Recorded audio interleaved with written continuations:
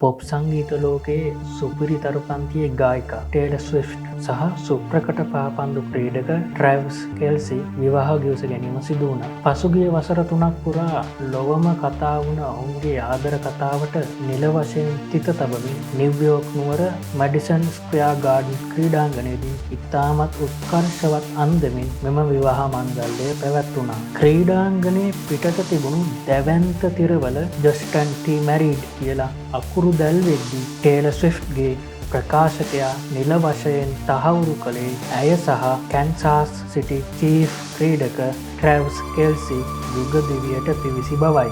මෙම විවාහ මංගල උත්සවය මෙහෙවනු ලැබුවේ ප්‍රසිද්ධ විකට නළු ඇඩම් සැන්ඩ්ලර් විසින් වීම විශේෂත්වයක්. ඔවුන්ගේ පවුලේ අය සහ සමීපතයින්ගේ සහභාගීත්වයෙන් පැවැත්වුණු මෙම උත්සවයට ජෙනිෆර් ලෝපෙස්, එඩ් ෂීරන් සහ හියු ග්‍රාන්ට් වැනි ලොව ප්‍රමුඛ පෙළේ තරු රැසක් එක්ව සිටියා. පැරන්හයිට් අංශක 100කට අධික දැඩි උණුසුම් කාලගුණයක් තිබුණත් ඇමරිකාවේ රාජකීය විවාහය ලෙස හැඳින්වුණු මෙම උත්සවය දෙස බලා ගන්න රසිකයින් විශාල පිරිසක් මැඩිසන් ස්ක්වෙයාර් ගාඩන් අපට රැස්ව සිටියා. මේ උත්සවය සඳහා දහසකට අධික පිරිසකට ආරාධනා කරලා තිබුණා.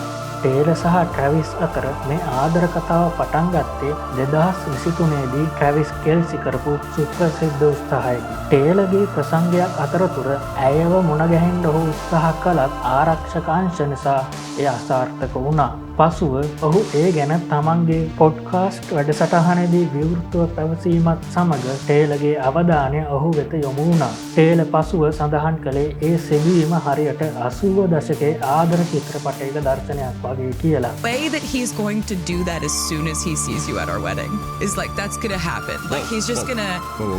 Oh, did I? Am I coming? Obviously.